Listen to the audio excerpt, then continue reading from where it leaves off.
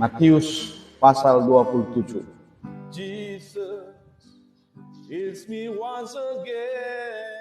Kita akan mulai dari ayat pertama. Ketika hari mulai siang, semua imam, kepala, dan tua-tua bangsa Yahudi berkumpul dan mengambil keputusan untuk membunuh Yesus.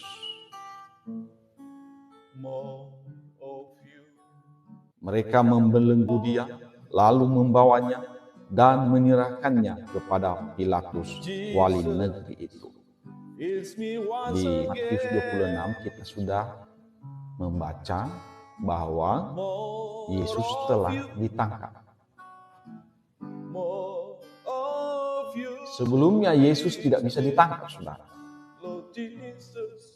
Tetapi di pasal 26 Yesus bisa ditangkap. Karena memang Yesus mau menyelesaikan misi penyelamatan yang dibawanya ke dalam dunia, yaitu untuk menyelesaikannya. Sebelumnya bahwa Yesus itu kalau dia ditangkap, dia menghilang, dia bisa hilang, dia tidak bisa ditangkap karena belum selesai dia mengajar. Dan ajaran-ajaran Yesus itu sebenarnya adalah ajaran-ajaran supaya orang-orang yang mendengarnya, orang-orang yang menjadi muridnya dapat melakukan apa yang benar, sehingga mereka terhitung sebagai orang-orang baik. Misinya itu seperti itu sebenarnya. Jadi banyak orang yang tidak menerimanya. Sehingga pada masa itu tinggal 11 lagi muridnya, saudara. Ada 12 muridnya, tetapi satu orang gagal, yaitu Yudas Iskariot. Kenapa dia gagal? Karena dia lebih mengasihi dunia daripada mengasihi Yesus, daripada mengasihi Bapa. Dia lebih mengasihi dunia, saudara. Jadi Yesus telah mengajar, memberitahukan kebenaran. Yesus mengatakan, "Aku adalah jalan, kebenaran, dan hidup." Dia sudah menyampaikan itu. Semua yang telah disampaikannya itu adalah cara kita untuk bisa menghasilkan buah yang baik, sehingga hidup kita hidup yang berkenan kepada Allah. Jadi dia bukan menyelamatkan manusia itu hanya menjadi korban keselamatan saja, tetapi dia menyelamatkan manusia itu dengan cara mengajar mereka untuk melakukan apa yang berkenan kepada Allah. Nanti pada akhirnya dia akan dikorbankan untuk menebus dosa, menebus kesalahan, artinya membebaskan mereka dari dosa. Tetapi setelah dibebaskan dari dosa, maka murid-muridnya wajib untuk melakukan seluruh apa yang telah diajarkannya. Makanya dia berkata, "Jika kamu mengasihi aku, kamu menuruti segala perintah-perintahku." Artinya setelah dibebaskan dari dosa, menjadi orang yang suci, yang kudus, setelah itu melakukan semua perintah Allah supaya kesucian itu tetap terjaga. Kita sudah belajar tadi sebelumnya bahwa Yesus adalah pencipta segala yang ada. Dia adalah pencipta. Segala sesuatu dijadikan oleh Dia, dan tanpa Dia tidak ada sesuatu pun yang telah ada. Semuanya yang ada bersumber dari Dia. Itu maksudnya, ya. Tetapi Dia tidak memaksakan kehendaknya. Ketika 10.000 orang yang telah Dia berikan makan, Dia sudah berikan kesembuhan, sudah mengajar mereka meninggalkan Dia. Yesus tidak keberatan. Jadi, saudara yang kekasih, Yesus tidak memaksa orang. Tidak ada. Dia tidak memaksa, tetapi itu dia memberikan pilihan kepada semua orang yang mengikut dia. Yudas ini menyesal, tapi dia sudah terlambat. Penyesalannya sudah terlambat. Ayat 4, dan berkata, ya, aku telah berdosa karena menyerahkan darah orang yang tak bersalah. Tetapi jawab mereka, apa urusan kami dengan itu? Itu urusanmu sendiri. Mengatakan ini adalah imam-imam yang memberikan kepadanya uang yang 30 perak itu. Maka maka Yudas pun melemparkan uang perak itu ke dalam bait suci. Lalu pergi dari situ dan menggantung diri. Kalau tadinya pintu pengampunan itu masih diberikan kepadanya, maka dia tidak menggantung diri. Tetapi dia ini menggantung diri, saudara. Artinya pintu pengampunan kepadanya sudah tertutup. Lain halnya dengan Petrus yang menyangkal Yesus 3 kali. Ketika ia menyesal, dia menangis, dan dia tidak menggantung diri. Dia masih mengharapkan Yesus. Dia tidak melakukan itu. Beda dengan Yudas Iskariot. Dia menggantung diri. Artinya dia sudah bersalah, terus dia tambah lagi kesalahannya itu dengan bunuh diri. Itu tandanya bahwa dia sudah tidak mempunyai channel lagi untuk bisa masuk ke dalam kerajaan surga. Sudah tertutup pintu Madinah. Ayat 6, imam-imam kepala mengambil uang perak itu dan berkata, tidak diperbolehkan memasukkan uang ini ke dalam peti persembahan, sebab ini uang darah. Sesudah berunding, mereka membeli dengan uang itu tanah yang disebut tanah tukang periuk untuk dijadikan tempat pekuburan orang asing. Itulah sebabnya tanah itu sampai pada hari ini disebut tanah darah.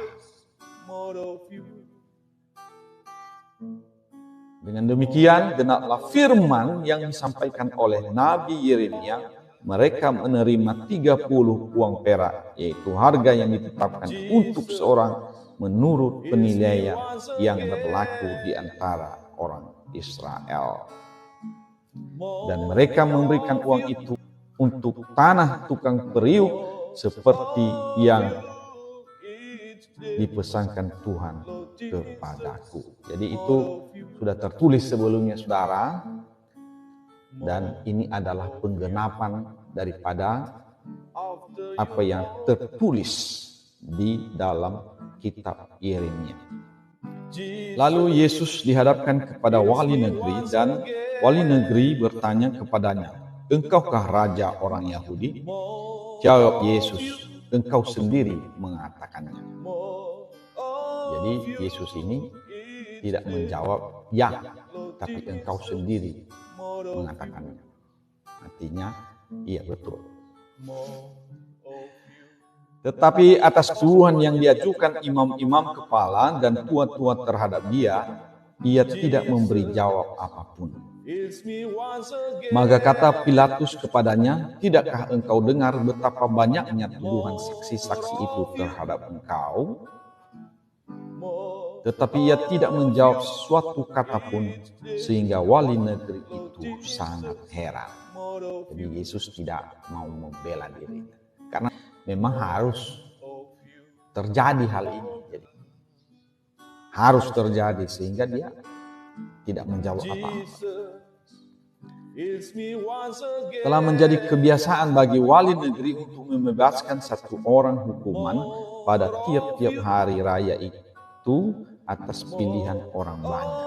Jadi ada kebiasaan di sana, di negeri itu pada saat itu untuk membebaskan satu orang hukuman. Dan pada waktu itu ada dalam penjara seorang yang terkenal kejahatannya yang bernama Yesus Barnabas. Jadi nama Yesus ini bukan hanya satu orang, saudara, banyak. Jadi Yesus yang kita sembah itu adalah Yesus Kristus, Yeshua HaMashiach, bukan Yesus Barabas. Ya, ini Yesus Barabas, ini seorang penjahat. Terkenal dia.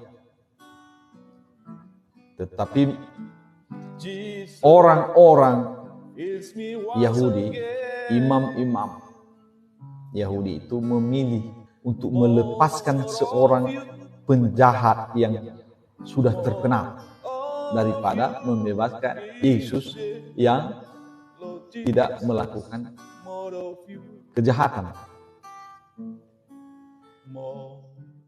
Karena mereka sudah berkumpul di sana, Pilatus berkata kepada mereka, "Siapa yang kamu kehendaki kubebaskan bagimu? Yesus Barabas atau Yesus yang disebut Kristus?" Ia mengetahui bahwa mereka telah menyerahkan Yesus karena dengki. Jadi dari analisa daripada Pontius Pilatus ini, bahwa mereka ini sebenarnya menyerahkan Yesus itu bukan karena Yesus melakukan kejahatan, tetapi karena dengki. Karena Yesus ketika ia mengajar, dia mengajar dengan kuasa ilahi. Kalau ada orang sakit, dia sembuhkan. Kalau ada masalah, dia tolong. Dia melakukan hal-hal yang baik, bukan karena kejahatannya. Maka di sini dikatakan bahwa Pilatus itu mengetahui bahwa Yesus diserahkan karena dengki.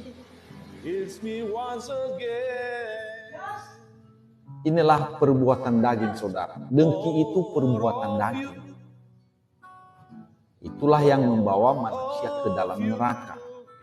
Perbuatan daging itu dengki, iri hati. Kalau ada orang lain yang lebih dari kita, kita dengki itu adalah perbendaharaan yang jahat. Itulah kejahatan yang menurut Yesus, itulah yang menajiskan orang. Yesus pernah mengatakan bahwa yang menajiskan orang adalah apa yang keluar dari hati, dari dalam hati. Pikiran yang jahat, kayak dengki, iri hati, cabul, hawa nafsu, itulah yang membawa orang ke dalam neraka. Itulah yang menajiskan. Yesus pernah mengatakan ini, saudara. Jadi salah satu yang disampaikan oleh Pilatus di sini bahwa mereka menyerahkan Yesus itu karena dengki. Ayat 19, ketika Pilatus sedang duduk di kursi pengadilan, istrinya mengirim pesan kepadanya, "Jangan engkau mencampuri perkara orang benar itu, sebab karena dia aku sangat menderita dalam mimpi tadi malam." Jadi istrinya pun memberikan pesan kepadanya, jangan campuri, udah biar sajalah mereka itu. Okay. Tetapi oleh hasutan imam-imam kepala dan tua-tua, orang banyak bertekad untuk meminta supaya Barabas dibebaskan dan Yesus dihukum mati. Jadi Yesus dihukum mati, saudara. Karena ada sekelompok orang, artinya ada massa. Jadi pengadilan pun tidak berdaya. Jadi memang itu sering terjadi. Sekarang ini pun begitu, saudara. Jadi kekuatan massa itu sangat luar biasa. Keadilan bisa dibelokkan dengan kekuatan massa. Jadi saudara-saudara yang kekasih, mari kita memakai firman Tuhan yang disampaikan Tuhan Yesus, yaitu aku mengirim kamu di tengah-tengah serigala. Hendaklah kamu cerdik seperti ular dan tulus seperti merpati. Ya, ini perlu, saudara, karena masa bisa membelokkan keadilan. Ayat 21. Wali negeri menjawab dan berkata kepada mereka, siapa di antara kedua orang itu yang kamu kehendaki kubebaskan bagimu? Kata mereka, Barabas. Kata Pilatus kepada mereka, jika begitu, apakah yang harus kuperbuat dengan Yesus yang disebut Kristus? Mereka semua berseru, ia harus disalibkan. Jadi ini telah tergenapi, saudara, apa yang disampaikan Yesus bahwa dia akan disalibkan. Kita baca itu dari Matius 26 ayat 2 dikatakan, kamu tahu bahwa 2 hari lagi akan dirayakan Paskah, maka anak manusia akan diserahkan untuk disalibkan. Jadi Yesus sudah mengatakannya, jadi makanya dia diam saja. Dia sudah tahu apa yang terjadi. Kenapa? Karena dia adalah Allah sendiri. Dia tahu apa yang akan terjadi di depan. Itu dia, saudara. Dan itu adalah memang satu paket penyelamatan manusia. Jadi mulai dari dia lahir sampai dia mati, sampai dia naik ke sorga, itu adalah paket penyelamatan manusia. Sampai dia kembali ke sorga itu adalah paket penyelamatan. Jadi penyelamatan itu bukan hanya ketika dia disalibkan, saudara, tapi ketika ia lahir. Dan setelah itu dia mengajar. Nah, itulah paket penyelamatan itu. Kalau kita baca ketika ia lahir dia disembah. Orang-orang Majus itu menyembah dia. Ketika ia umur 12 tahun dia mengajar, dia menyampaikan firman Tuhan. Berdebat dengan ahli-ahli Taurat. Ketika umur 30 tahun dia mulai melakukan apa yang seharusnya dia lakukan, yaitu mengajar. Dan sebelum dia mengajar, ada seorang yang bernama Yohanes Pembaptis yang berjalan di depan. Dia mengatakan, bertobatlah. Dialah yang memperkenalkan siapa Yesus. Dan dia mengatakan bahwa Yesus itu adalah anak Allah. Dan dia mengatakan, ini Yohanes Pembaptis ini mengatakan bahwa orang yang percaya kepada Yesus, ia akan memperoleh hidup. Kita akan baca, saudara, apa yang dikatakan Yohanes Pembaptis. Yohanes 3 ayat 36. Barang siapa percaya kepada anak, ia beroleh hidup yang kekal. Nah, ini sudah disampaikan oleh Yohanes Pembaptis. Tetapi barang siapa tidak taat kepada anak, ia tidak akan melihat hidup, melainkan murka Allah tetap ada di atasnya. Ayat 23 katanya, tetapi kejahatan apakah yang telah dilakukannya? Jadi Pilatus lagi bertanya kepada mereka, kejahatan apa yang dilakukannya? Namun mereka makin keras berteriak, ia harus disalibkan. Ketika Pilatus melihat bahwa segala usaha akan sia-sia, malah sudah mulai timbul kekacauan. Ini dia, the power of massa. Massa, ya, orang banyak ya. Ini adalah kekuatan daripada massa ya. Timbul kekacauan. Ia mengambil air dan membasuh tangannya di hadapan orang banyak dan berkata, aku tidak bersalah terhadap darah orang ini. Itu urusan kamu sendiri. Jadi dia cuci tangan. Bukan aku yang memutuskan. Itu urusan kamu sendiri. Dan seluruh rakyat itu menjawab, biarlah darahnya ditanggungkan atas kami dan atas anak-anak kami. Jadi mereka bangsa Israel ini, saudara, mengatakan biarlah darahnya ditanggungkan atas kami. Dan mereka sudah menanggungnya, saudara. Di tahun 70 Yerusalem itu dihantam. Bait Allah itu diruntuhkan. Itulah yang terjadi kepada mereka. Ayat 26, lalu ia membebaskan Barabas bagi mereka, tetapi Yesus disesahnya dan diserahkannya untuk disalibkan. Kemudian serdadu-serdadu wali negeri membawa Yesus ke gedung pengadilan, lalu memanggil seluruh pasukan berkumpul sekeliling Yesus. Mereka menanggalkan pakaiannya dan mengenakan jubah ungu kepadanya. Mereka menganyam sebuah mahkota duri dan menaruhnya di atas kepalanya, lalu memberikan dia sebatang buluh di tangan kanannya. Kemudian mereka berlutut di hadapannya dan mengolok-olok dia. Katanya, "Salam, hai Raja orang Yahudi." Jadi Yesus tidak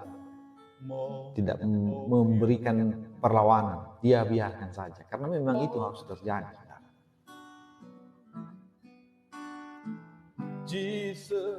Ayat 30, mereka meludahinya. Jadi Yesus sudah merasakan ini, saudara. Mereka meludahinya dan mengambil buluh itu dan memukulkannya ke kepalanya. Buluh itu bambu, dipukulkan kepalanya. Dia tidak melawan, dia biarkan saja. Okay. Sesudah mengolok-olokkan dia, mereka menanggalkan jubah itu daripadanya dan mengenakan pula pakaiannya kepadanya. Kemudian mereka membawa dia keluar untuk disalibkan. Karena itu adalah misi penyelamatan, saudara, harus terjadi, maka ia tidak melawan, dia tidak menghiraukan itu semua. Dia sudah lepaskan. Dia mau menyerahkan nyawanya. Ayat 32, ketika mereka berjalan keluar kota, mereka berjumpa dengan seorang dari Kirene yang bernama Simon. Orang itu mereka paksa untuk memikul salib Yesus. Jadi mungkin Yesus secara manusia tenaganya sudah habis, sehingga ia tidak bisa memikul lagi salib itu. Maka sampailah mereka di suatu tempat yang bernama Golgota, artinya tempat tengkorak. Lalu mereka memberi dia minum anggur bercampur empedu. Setelah ia mengecapnya, ia tidak mau meminum. Dia tidak mau lagi meminumnya. Sesudah menyalibkan dia, mereka membagi-bagi pakaiannya dengan membuang undi. Dan itu sudah tertulis ya di Perjanjian Lama, saudara, di dalam Mazmur 22 ayat 19. Mereka membagi-bagi pakaianku di antara mereka dan mereka membuang undi atas jubahku.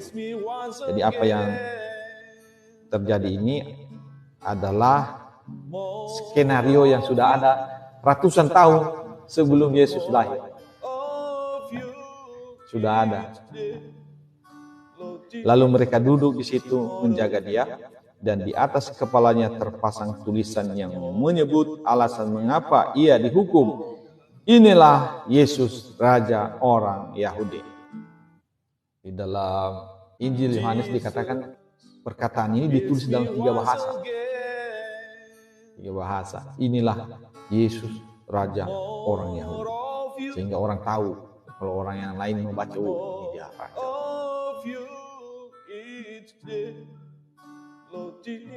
Ayat 39, orang-orang yang lewat di sana menghujat dia sambil menggelengkan kepala. Mereka berkata, "Hai engkau yang mau merubuhkan bait suci dan mau membangunnya kembali dalam 3 hari, selamatkanlah dirimu. Jikalau engkau anak Allah, turunlah dari salib." Jadi ini sudah terjadi pada saat Yesus disalibkan, saudara. Jadi banyak orang sekarang, kenapa dia tidak turun dari salib itu? Kalau dia hebat, kenapa dia tidak turun? Nah ini juga sudah 2000 tahun ini tertulis ini. Jika engkau anak Allah, turunlah dari salib itu. Kan kamu sudah punya kuasa. Kenapa kamu tidak turun dari salib itu? Yesus mengabaikan. Karena memang dia sudah menyerahkan semuanya. Ini adalah finishing dari apa? Misinya. Misinya adalah untuk penyelamatan manusia. Untuk menjadi korban keselamatan. Jadi dia tidak menghiraukan kata-kata itu. Dan dengan jalan itu dia mau membuktikan bahwa masalah disalibkan, dipakukan di salib itu, atau diapain pun, itu masalah geleng bagi dia sebenarnya. Apa yang lebih besar? Yaitu mati. Itulah yang terakhir, mati. Dan dia bisa menghadapi kematian itu, dan dia bisa bangkit dari kematian itu. Jadi artinya kalau hanya pukulan, hanya ludah, hanya disalibkan di kayu salib, itu masih kecil.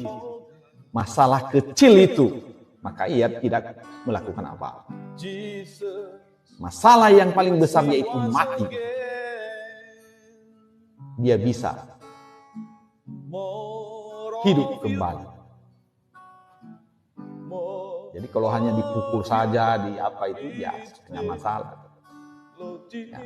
Jadi kalau mau lihat di mana kekuasaan, jikalau engkau anak Allah, turunlah dari salib itu. Jadi tantanganmu itu kecil, katanya, iya kan, dalam hati. Kalau bisa kita bilang ini, kalau hanya turun dari salib, nanti kau tidak mengetahui kebenarannya, siapa aku sebenarnya. Aku ini adalah Allah, aku yang memiliki hidup dalam diriku sendiri. Aku berhak untuk menyerahkan nyawaku dan aku berhak untuk mengambilnya kembali.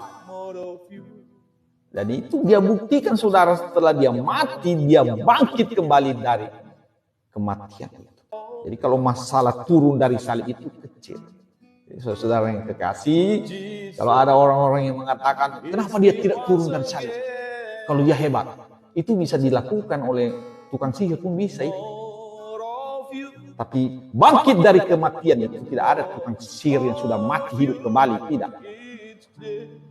Tapi Yesus membuktikan itu, bahwa aku lebih daripada roh dunia ini. Aku melebihi iblis. Aku bisa bangkit kembali. Dan dia sudah membuktikannya, saudara. Ayat 41, demikian juga imam-imam kepala bersama-sama ahli-ahli Taurat dan tua-tua mengolok-ngolokkan dia. Dan mereka berkata, orang lain ia selamatkan, tetapi dirinya sendiri tidak dapat ia selamatkan. Ia Raja Israel, baiklah ia turun dari salib itu, dan kami akan percaya kepadanya. Jadi ini sudah berapa kali ini disampaikan oleh orang-orang Farisi, orang ahli Taurat, berilah tanda, berilah tanda, berilah tanda supaya kami percaya kepadamu. Itu sebenarnya hanya kata-kata yang biasa saja. Karena mereka walaupun Yesus sudah memberi tanda, dia menyembuhkan orang sakit, dia membuat mukjizat, dia banyak melakukan hal-hal yang supranatural yang tidak bisa dilakukan oleh orang-orang biasa. Mereka masih tidak percaya. Jadi artinya Yesus sudah mengatakan, selain daripada tanda Yunus, bagi orang yang angkatan yang jahat ini, orang yang tidak percaya ini, hanya itulah yang menjadi tanda yang terbesar bagi mereka, yaitu tanda Yunus. Yunus itu di perut ikan ada 3 hari.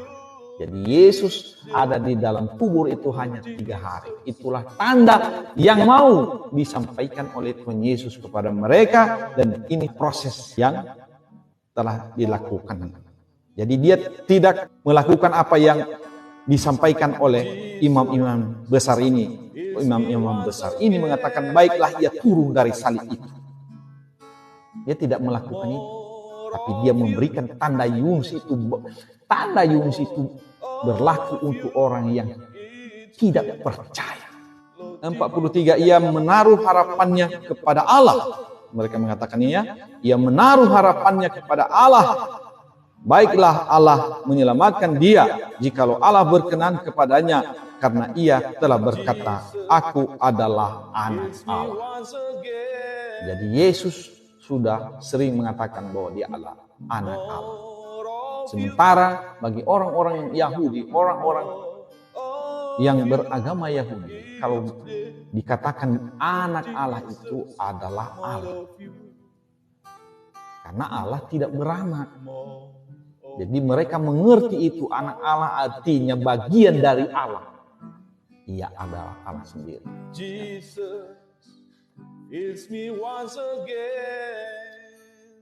Ayat 44. Bahkan penyamun-penyamun yang disalibkan bersama-sama dengan dia mencelanya demikian juga. Jadi ada dua orang lagi, ada di samping kiri dan kanannya. Ada penyamun juga yang disalibkan.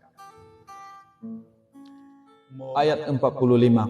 Mulai dari jam 12 kegelapan meliputi seluruh daerah itu sampai jam 3. Jam 12 berarti 3 jam. Kira-kira jam 3 berserulah Yesus dengan suara nyaring. Eli, Eli, lama sabachthani. Berarti dia sudah habis waktunya, saudara. Dikatakan, Allahku, Allahku, mengapa engkau meninggalkan aku? Allahku, dia panggil Allah. Eli, Eli. Berarti kalau dia Allah, kenapa dia panggil Allah? Saat inilah roh Allah, ada hidup yang ada di dalam dirinya. Kedua, di dalam Yohanes 5 ayat 26. Sebab sama seperti Bapa mempunyai hidup dalam dirinya sendiri, demikian juga diberikannya anak mempunyai hidup dalam dirinya sendiri. Apa maksudnya ini, saudara? Dia mempunyai hidup, dia mempunyai sumber hidup dalam dirinya sendiri. Nah, makanya ketika ia membangkitkan Lazarus itu, dia memberikan hidup kepada Lazarus. Okay? Jadi apa yang disampaikan ini, Allahku, Allahku, mengapa engkau meninggalkan aku? Itulah hidup itu tadi keluar dari dirinya, dari dalam tubuhnya itu. Karena roh lah yang memberi hidup. Itu roh. Allah itu roh. Roh itu keluar. Dia menyerahkan. Ya. Roh itu keluar. Di dalam Yohanes 6 ayat 63. Rohlah yang memberi hidup. Daging sama sekali tidak berguna. Perkataan-perkataan yang kukatakan kepadamu adalah roh dan hidup. Jadi roh itu adalah hidup. Rohlah yang memberi hidup. Ketika ia menyerahkan rohnya keluar dari diri, dari dalam tubuhnya. Jadi daging tidak berguna katanya ya. Yesus sendiri mengatakan ini, rohlah yang memberi hidup. Daging sama sekali tidak berguna. Okay. Hidup yang tadi itu yang sudah kita baca itu, bahwa dia memiliki hidup dalam dirinya sendiri, itu keluar. Makanya katakan Eli, Eli lama sabachthani. Jadi dari tubuh itu keluar. Oke. Mendengar itu, beberapa orang yang berdiri di situ berkata, ia memanggil Elia. Dan segeralah datang seorang dari mereka yang mengambil bunga karang, mencelupkannya ke dalam anggur asam, lalu mencucukkannya pada sebatang bulu dan memberi Yesus minum. Tetapi orang-orang lain berkata, jangan, baiklah kita lihat, apakah Elia datang untuk menyelamatkan dia? Ayat 50, Yesus berseru pula dengan suara nyaring, lalu menyerahkan nyawanya. Jadi saat itulah dia menyerahkan nyawanya, saudara. Yaitu tadi hidup yang ada di dalam dirinya itu keluar. Makanya katakan Eli, Eli lama sabachthani. Itulah yang telah disampaikan Yesus. Dia mengatakan, aku berkuasa untuk menyerahkan nyawaku dan aku berkuasa untuk mengambilnya kembali. Itu yang telah disampaikan oleh Tuhan Yesus. Eli, Eli lama sabachthani. Ia menyerahkan nyawanya pada saat itu, sudah. Dan ketika ia bangkit dari kuburan, dia mengambilnya. Artinya dia mengambil tubuhnya itu. Tubuhnya yang sudah ada di dalam kuburan itu, dia masuk kembali. Dia hidup kembali. Ya, saudara. Ayat 51, dan lihatlah tabir bait suci terbelah dua dari atas sampai ke bawah, dan terjadilah gempa bumi dan bukit-bukit batu terbelah. Dan kuburan-kuburan terbuka dan banyak orang kudus yang telah meninggal bangkit. Jadi ada kebangkitan, ya saudara. Dan sesudah kebangkitan Yesus, mereka pun keluar dari kubur, lalu masuk ke kota kudus dan menampakkan diri kepada banyak orang. Ya, ini berarti banyak orang kudus yang keluar ketika Yesus sudah bangkit.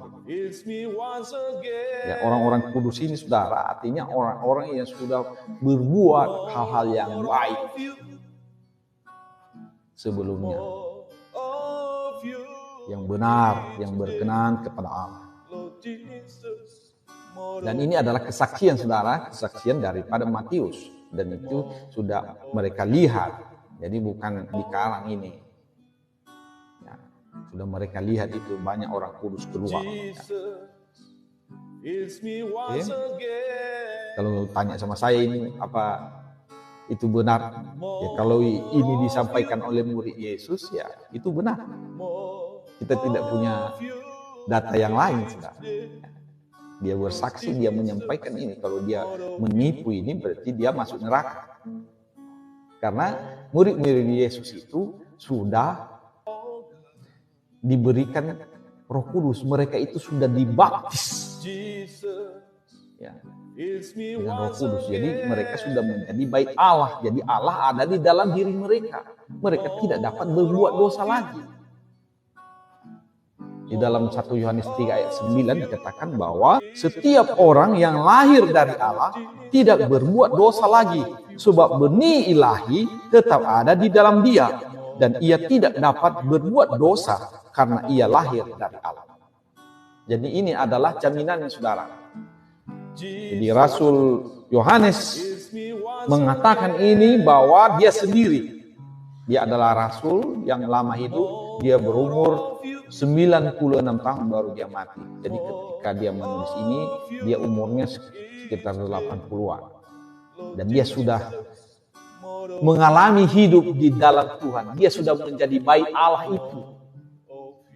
Setelah Yesus mati, dia sudah menjadi bait Allah. Artinya benih ilahi ada di dalam dia, dan dia tidak dapat berbuat dosa lagi. Kalau ada orang yang mengaku dia sudah menjadi bait Allah, tetapi dia berbuat dosa, itu tanda-tanda ada ketidakbenaran. Jadi memang itu ada prosesnya, bukan langsung jadi orang Kristen langsung tidak dapat berbuat dosa, tidak. Harus diajar dulu, seperti murid-murid Yesus itu 3,5 tahun diajar. Dari dia sudah mulai pengajarannya 3,5 tahun murid-muridnya itu diajar. Sampai Yesus mengatakan, kamu sudah bersih dari firman yang telah aku sampaikan kepadamu. Jadi bukan tiba-tiba mereka itu jadi bersih. Ini kita baca ya, Yohanes 15 ayat 3. Ini perkataan Yesus. Dan Yesus mengatakan ini kepada 11 muridnya, tidak termasuk yang bernama Yudas Iskariot. Karena Yudas Iskariot sudah keluar, maka Yesus mengatakan, kamu memang sudah bersih karena firman yang telah kukatakan kepadamu. Artinya mereka layak untuk dibaptis dengan Roh Kudus. Itu. Jadi sehingga ketika mereka telah dibaptis oleh Roh Kudus, mereka tidak dapat berbuat dosa lagi. Ketika Roh Kudus itu tinggal di dalam mereka, dan Roh Kudus itu tetap ada di dalam mereka. Ya, di sini dikatakan di 1 Yohanes 3 ayat 9. Setiap orang yang lahir dari Allah tidak berbuat dosa lagi, sebab benih ilahi. Apa itu benih ilahi? Roh Kudus tetap ada di dalam dia. Artinya Roh Kudus itu tidak keluar masuk lagi, tetap ada. Lain sebelum mereka menerima baptisan Roh Kudus itu. Ketika Yesus menghembuskan mereka dengan Roh Kudus itu, Roh Kudusnya enggak tetap. Ketika Yesus menyuruh mereka untuk pergi memberitakan Injil Kerajaan Allah, dia kirim 12 orang, dia kirim juga 70 orang. Yudas Iskariot bersama-sama mereka itu, saudara. Yudas Iskariot ada di situ. Mereka berhasil, mereka ini ada itu tertulis ya semua. Tetapi itu tidak tetap. Nah, tetapi ketika mereka telah dibaptis oleh Roh Kudus, di dalam Kisah Para Rasul 2 itu kita bisa baca itu, saudara. Kisah Para Rasul 2 mulai dari ayat 1 sampai ke 4 itu, turunlah Roh Kudus atas mereka.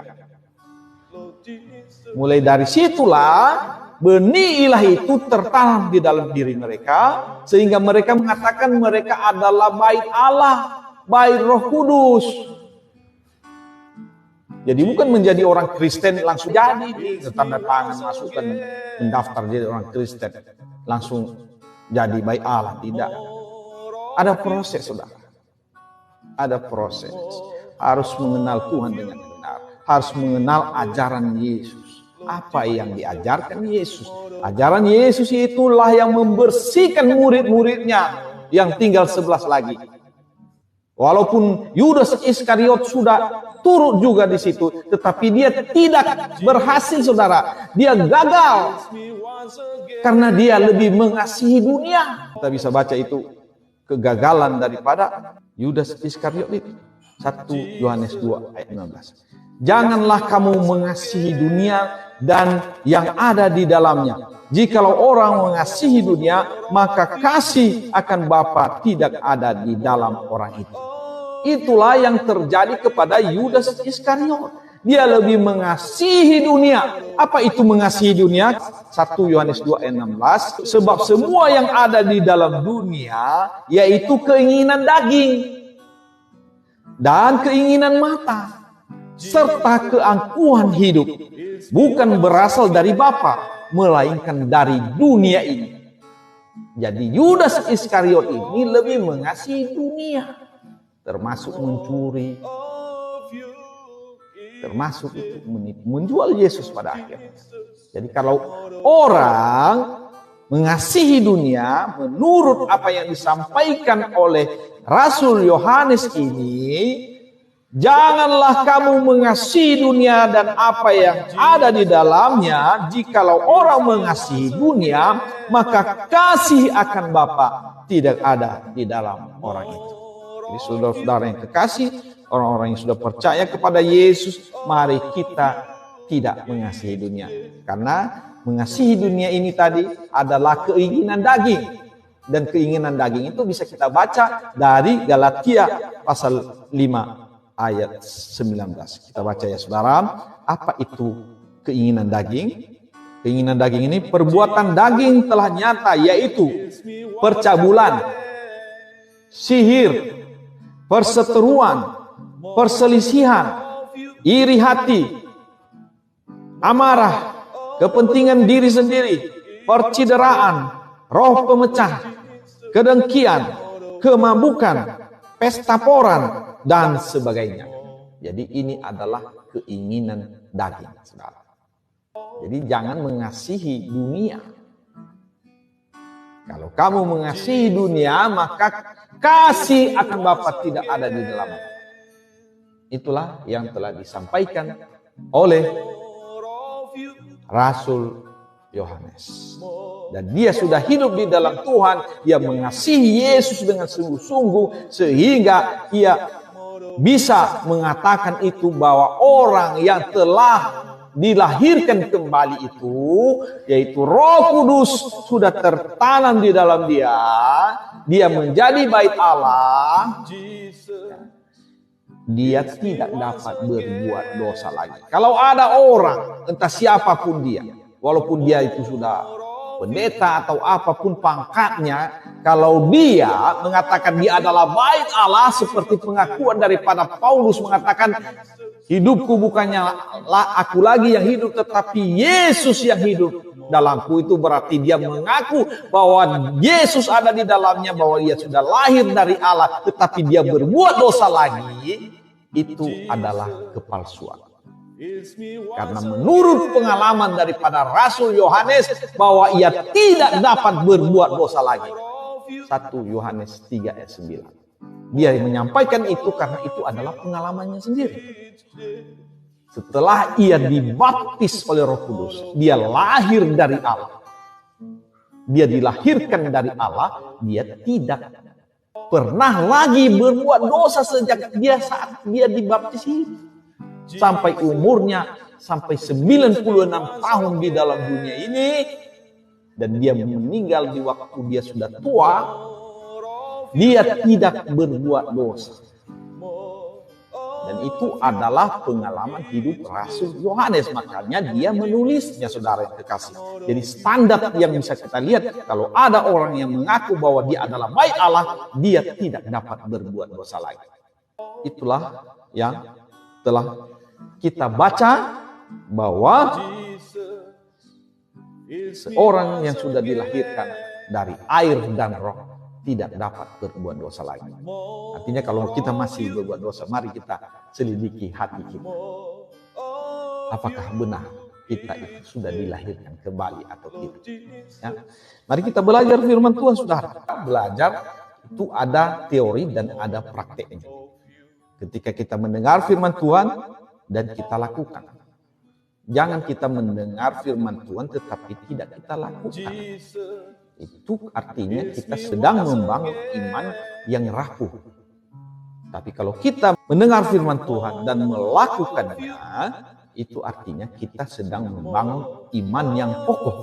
Matius 27 ayat 54. Kepala pasukan dan prajurit-prajuritnya yang menjaga Yesus menjadi sangat takut ketika mereka melihat gempa bumi dan apa yang telah terjadi, lalu berkata, sungguh ia ini adalah anak Allah. Ini adalah pengakuan. Ini pengakuan. Ini kepala prajurit, kepala pasukan dan semua prajuritnya jadinya ketakutan dan mereka mengatakan, ia ini anak Allah. Artinya terjadi sesuatu yang sangat dahsyat. Mereka adalah saksinya, bukan kita, saudara. Kita hanya membaca ini. Ya. Jadi apa yang dituliskan oleh Matius ini adalah kesaksian yang benar. Dan sudah ada ikatannya tadi bahwa setiap orang yang lahir dari Allah itu tidak berbuat dosa lagi. Jadi Matius ini menulis ini, artinya ini adalah kebenaran. Kalau sempat ini adalah bohongnya, berarti dia masuk neraka. Ya, tetapi Rasul Yohanes bersaksi bahwa orang yang sudah lahir dari Allah tidak dapat berbuat dosa lagi. Artinya apa yang ditulis oleh Rasul Matius ini adalah kebenaran. Ya, saudara, inilah yang menjadi pegangan kita bahwa yang ditulisnya ini benar-benar terjadi. Jadi orang-orang mulai dari kepala pasukan dan prajurit-prajuritnya sangat ketakutan dan melihat gempa bumi dan apa yang terjadi pada saat itu berkata, sungguh ia ini adalah anak Allah. Jadi waktu penyaliban Yesus, semua muridnya ada di sini. Semua murid Yesus ada di situ. Ada Matius, ada Yohanes, ada Petrus, semuanya. Ya. Ada 11 muridnya itu ada di situ. Ayat 55, dan ada di situ banyak perempuan yang melihat dari jauh, yaitu perempuan-perempuan yang mengikuti Yesus dari Galilea untuk melayani Dia. Ayat 56, di antara mereka terdapat Maria Magdalena dan Maria ibu Yakobus dan Yusuf dan ibu anak-anak Zebedeus. Jadi banyak orang yang menjadi saksi, saudara. dan ibu Yesus sendiri ada di situ. Kalau kita baca di Injil Yohanes bahwa Yesus mengatakan kepada Rasul Yohanes, inilah ibumu, dan kepada ibunya dia katakan, inilah anakmu. Artinya dialah yang menggantikan aku. Matius 27 ayat 57. Menjelang malam datanglah seorang kaya, orang Arimatia yang bernama Yusuf, dan yang telah menjadi murid Yesus. Jadi Yusuf ini bukan murid termasuk dalam 12 murid itu. Tapi dia sudah mengaku bahwa dia adalah murid Yesus, saudara. Jadi mereka ini secara diam-diam menjadi murid Yesus. Jadi Yusuf inilah yang pergi menghadap Pilatus. Ia pergi menghadap Pilatus dan meminta mayat Yesus. Pilatus memerintahkan untuk menyerahkannya kepadanya. Dan Yusuf pun mengambil mayat itu, mengapaninya dengan kain lenan yang bersih, yang putih bersih. Lalu membaringkannya di dalam kuburnya yang baru, yang digalinya di dalam bukit batu, dan sesudah menggulingkan sebuah batu besar ke pintu kubur itu, pergilah dia. Jadi dialah yang menguburkan Yesus, saudara. Jadi murid-murid Yesus itu yang tercatat adalah 12 orang, tetapi masih banyak murid-muridnya yang lain yang tidak tercatat. Ya. Jadi Yusuf ini adalah salah satunya. Termasuk Nikodemus. Nikodemus itu diam-diam, dia tidak. Ini karena dia adalah orang Farisi, salah satu orang Farisi juga, saudara. Ya. Tetapi Maria Magdalena dan Maria yang lain tinggal di situ, duduk di depan kubur itu.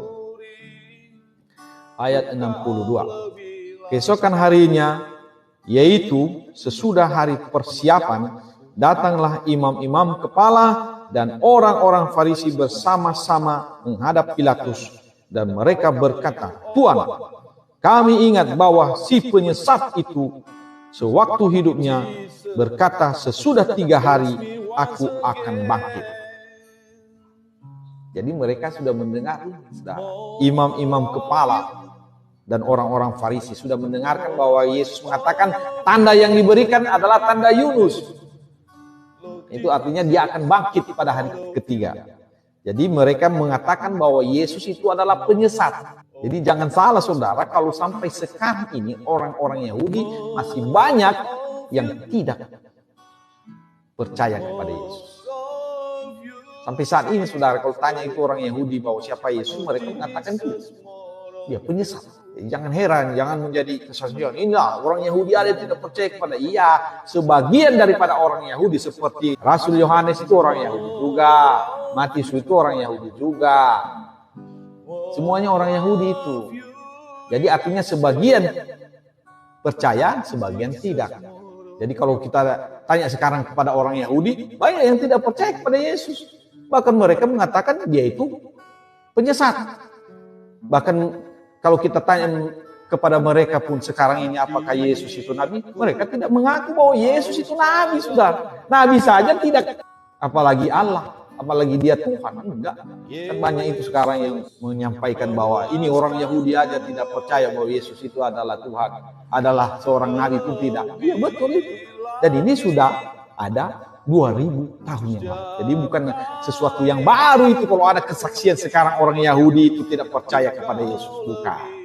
Sudah lama, saudara, ya. Sebagian yang percaya, sebagian yang tidak. Orang-orang Farisi ini dan imam-imam kepala ini memang sudah mengatakan bahwa Yesus itu adalah penyesat. Jadi jangan heran, sudah ini terjadi, saudara. Ya, sudah ada 2000 tahun yang lalu. Jadi menurut orang Farisi dan ahli-ahli Taurat serta imam-imam kepala bahwa Yesus itu adalah penyesat. Mereka yang mengatakan itu. Jadi mereka datang kepada Pilatus, mereka mau supaya kuburan Yesus itu dijaga ketat. Karena Yesus pernah berkata, sesudah 3 hari aku akan bangkit. Berarti diperketatlah penjaga. Ayat 64. Karena itu perintahkanlah untuk menjaga kubur itu sampai hari yang ketiga. Jikalau tidak, murid-muridnya mungkin datang untuk mencuri dia, lalu mengatakan kepada rakyat, ia telah bangkit dari antara orang mati, sehingga penyesatan yang terakhir akan lebih buruk akibatnya daripada yang pertama. Orang-orang Farisi ini sudah mengatakan bahwa Yesus adalah penyesat. Jadi jangan ada lagi itu yang buat-buat itu. Ini orang Yahudi sendiri tidak percaya kepada Yesus. Ya udah lama itu. Tetapi sebagian percaya. Jadi sebagian percaya, sebagian tidak percaya. Bagi orang yang memiliki kasih akan Allah, maka mereka adalah orang yang percaya kepada Yesus. Orang yang tidak memiliki kasih akan Allah, mereka mengatakan bahwa Yesus itu adalah penyesat. Itu dia. Sudah hanya dua macam. Ayat 65. Kata Pilatus kepada mereka, ini penjaga-penjaga bagimu. Pergi dan jagalah kubur itu sebaik-baiknya. Maka pergilah mereka, dan dengan bantuan penjaga-penjaga itu, mereka memeterai kubur itu dan menjaganya. Jadi dijaga ketat, saudara. Jadi kubur Yesus itu dijaga ketat. Ya. Itulah bukti-buktinya, dan ini sudah ditulis, saudara. Jadi apa yang sudah kita pelajari ini, saudara, adalah satu kesaksian, kisah nyata, bukan karangan. Ini adalah kisah nyata. Jadi kalau ada yang menyatakan tentang Yesus baru lahir di abad kedua, ketiga, dan seterusnya, dia bersaksi tentang Yesus, itu bukan kisah nyata. Tapi apa yang ditulis oleh Matius ini, karena dia adalah murid Yesus, ini adalah kisah nyata. Jadi kalau kita mau belajar siapakah Yesus ini, mari kita baca Injil. Injil yang ada di dalam Alkitab, bukan yang ada di tempat lain. Injil itu telah ditulis dan ada di dalam Alkitab, yaitu Matius, Markus, Lukas, dan Yohanes. Itu saja.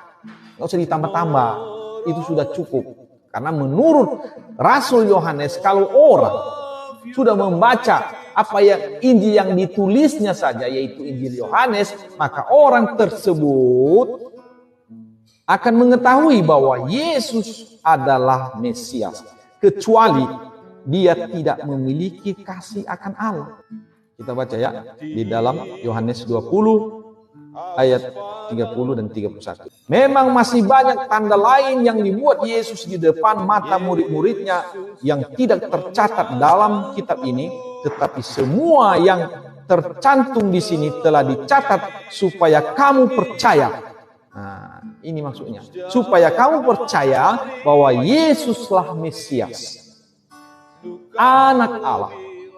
Dan supaya kamu oleh imanmu memperoleh hidup dalam namanya. Jadi apabila orang sudah membaca Injil Yohanes ini, hanya 21 pasal ini, saudara, kamu akan mengetahui, kamu akan percaya. Kalau kamu mempunyai kasih akan Allah, maksudnya kasih akan Allah ini benar-benar mencari kebenaran, mencari Allah, mencari kerajaan Allah, dan kamu membaca firman Tuhan ini, yaitu Injil Yohanes ini, kamu akan percaya bahwa Yesuslah Mesias, bahwa Yesus adalah anak Allah, dan supaya kamu oleh imanmu memperoleh hidup dalam namanya. Artinya ketika kita sudah membaca ini, walaupun ini hanya sedikit, karena nggak mungkin hanya 21 pasal sebenarnya. Kenapa? Karena 3,5 tahun mengajar, saudara.